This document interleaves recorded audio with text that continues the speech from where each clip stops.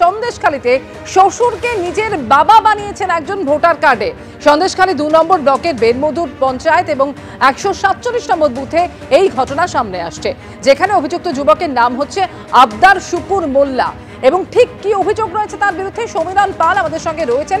আরো একবার সমীরণের সঙ্গে কথা বলবো, তবে তার আগে যে খবর আপনাদের জানাচ্ছি, আবদার শুকুর মোল্লা তার বিরুদ্ধে অভিযোগ যে তার শ্বশুরকে তিনি বাবা সাজিয়ে ফর্ম পূরণ করেছেন। আমি বাংলাদেশি নয়, আমি ইন্ডিয়ারই ছেলে। আমার ফকিরতাগিয়া বাড়ি। আমি আমার বাবা সরবেড়িয়া ফকিরতাগিয়া। আমার বাবা মা নেই, তাই আমি এসে আমার বাঁচতে হবে। বাঁচার জন্য আমি শ্বশুরের হাত ধরে আমি কাগজপত্র তৈরি করি। মারা গিয়েছে। আমি যখন 5 মাসে পেটে তখন বাবা মারা গিয়েছে।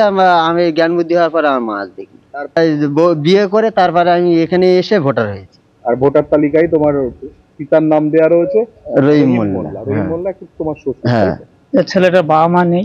আচ্ছা, বিয়ে দেওয়ার পরে আগে জানিনি যে আমি যে কাগজপত্র ওদের আছে কিনা। না থাকার পরে বিয়ে হওয়ার পরে যখন বাচ্চা কাচ্চা হয়ে গেল, কাগজপত্র একটা প্রয়োজন, তো সেই সূত্রে ওদের কাছে গিয়েছিলাম আমি। তো ওরা বললো যে তুমি ওখান থেকে পঞ্চায়েত দেখিয়ে কাগজপত্র তৈরি করো, ওর তো কেউ নেই, তোমার ডকুমেন্ট করো। বাড়ি ফকির থেকে বিয়ে শাদী দেখাশোনা হয়ে বিয়ে শাদী হয়েছে। হ্যাঁ, ওখানে বাড়ি, ও নানাদের বাড়ি মানুষ না, বাংলাদেশি না। তার প্রমাণ যদি জিজ্ঞেস করতে, নানার আসে এখনো বেঁচে, ঠিক আছে, নানা মামার আসে, যদি হয় সেখানে নিয়ে যাওয়া হবে, দেখানো হবে। তার ডকুমেন্টস, তার নানা 2002-এর ভোটার লিস্টটি আমার কাছে আছে, বা আধার কার্ডের যারা, আই কার্ডের যারা দিয়েছে, যদি কোনো অসুবিধা হয় তার জন্য। আর একবার কথা বলবো, সমীরণ পাল আমাদের সঙ্গে রয়েছেন। সমীরণ, আবদার শুকুর মোল্লা যার বিরুদ্ধে এই অভিযোগ, তার বক্তব্য আমরা শুনলাম। তিনি নিজে মুখে একেবারে স্বীকারও করে নিচ্ছেন যে তার মা বাবা নেই, সেই কারণে শ্বশুরকে তিনি বাবা সাজিয়ে ফর্ম পূরণ করেছেন, অথচ তিনি দাবি করছেন যে তিনি ভারতীয়। ঠিক কি গোটা ঘটনা সামনে আসছে? দেখো অমৃতা, ভারত বাংলাদেশ সীমান্তবর্তী সন্দেশখালী এলাকায় বারবার একই জিনিস ছবি উঠছে, যে বাংলাদেশি নাগরিক তারা এদেশে কাউকে পিতা সাজিয়ে ভোটার তালিকায় নাম তুলেছে। ঠিক আরও একবার সেটা আরও একটি ঘটনা সামনে এলো সন্দেশখালী 2 নম্বর ব্লকের বেনমজুর 1 নম্বর গ্রাম পঞ্চায়েতের 147 নম্বর বুথ। সেখানে দেখা যাচ্ছে এই যুবক তার শ্বশুর আব্দুর রহিম মোল্লাকে পিতা দেখিয়ে ভোটার তালিকায় নাম তুলেছে, এবং ওই যুবক স্পষ্টত স্বীকার করে নিয়েছেন যে তিনি করেছেন, কেননা তার বাবা মা কেউ নেই, সন্দেশখালীর অন্যত্র থাকতেন, এবং বিবাহ সূত্রে তিনি যেহেতু আব্দুর রহিম মোল্লা তার শ্বশুরকে বাবা দেখিয়েই তিনি ভোটার তালিকায় নাম তুলেছেন, স্বীকার করে নিয়েছেন। কিন্তু জায়গায় জায়গায় এই জিনিস সামনে আসছেন যে বাংলাদেশি নাগরিক তারা এদেশে দীর্ঘদিন ধরে বসবাস করছেন, কেউ প্রতিবেশীকে, কেউ শ্বশুরকে, কেউ বা পরিচিত লোককে তাদের পিতা দেখিয়ে ভোটার তালিকায় নাম তুলেছেন এবং সরকারি সুযোগ সুবিধা পাচ্ছেন। এবং সেক্ষেত্রে বারবার অভিযোগ উঠছে শাসক দলের মদতেই এই ধরনের কার্যকলাপ হচ্ছে।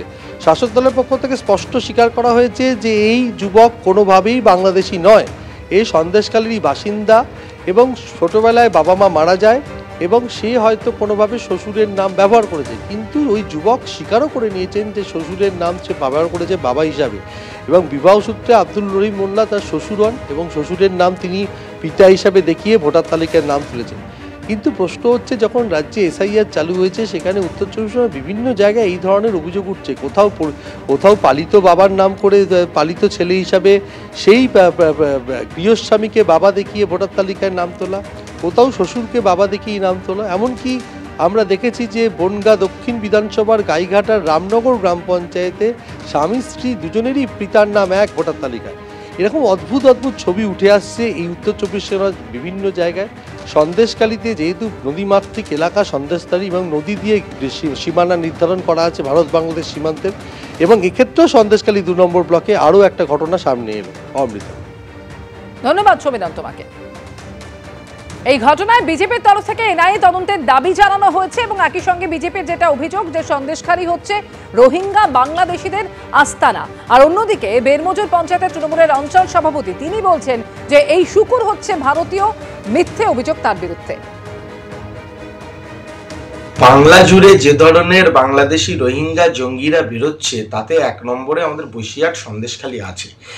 দিনের পর দিন প্রায় রোজই একটি না একটি ভুয়ো বাংলাদেশি রোহিঙ্গা এই ধরনের ভোটার বেরোচ্ছে। কী করে বেরোচ্ছে? তৃণমূলের লোকাল পঞ্চায়েত প্রধান, তৃণমূলের নেতৃত্ব কারুকে বাবা সাজিয়ে কারুকে ছেলে সাজিয়ে বানিয়ে রেখেছে ভোট ব্যাংকের জন্যে। এলাকার পর এলাকা তৈরি করেছে। আজকে তাদেরকে বাঁচানোর চেষ্টা করছে মাননীয় মুখ্যমন্ত্রী, আর ওদের হুমকি বিভিন্ন রকম ক্ষেত্রে। কিন্তু বাংলার যারা সজাগ মানুষ তারা সামনে এসে বলছে এবং জানতে পারছে এখানে শুধু ইলেকশন কমিশনের ভূমিকা রাখে না, ভারতের সার্বভৌমত্ব এবং বাংলাটা ভারতবর্ষে থাকবে কি না আগামী দিন সেটা ভীষণ ব্যাপার দাঁড়িয়ে যাচ্ছে। এনআইএ তদন্ত দরকার এখানে। আব্দুল শুকুর মোল্লা যে বাংলাদেশি বলা হচ্ছে, এটা সম্পূর্ণ বিজেপির চক্রান্ত। আব্দুল শুকুর মোল্লার মূলত বাড়ি, তার পূর্বপুরুষ সব জেলেখালিতে ছিল। আমরা জানি তার বাবা মা মারা গেছে, তার ঠাকুরদা ঠাকুরমার থেকেই ভোটার হয়েছে। এখন বিজেপিরা চক্রান্ত করছে, চক্রান্ত করে এখানে উত্তপ্ত তৈরি করার চেষ্টা করছে। আমরা এই ব্যাপারটা নিয়ে তদন্ত করছি, আরও তদন্ত করব। এই কথাটা সম্পূর্ণ ভিত্তিহীন। আব্দুল শুকুর মোল্লা ভারতীয়, এটা আমরা এ পর্যন্ত যা তদন্ত করেছি তদন্ত করে পেয়েছি। এবিপি আনন্দ, এগিয়ে থাকে, এগিয়ে রাখে।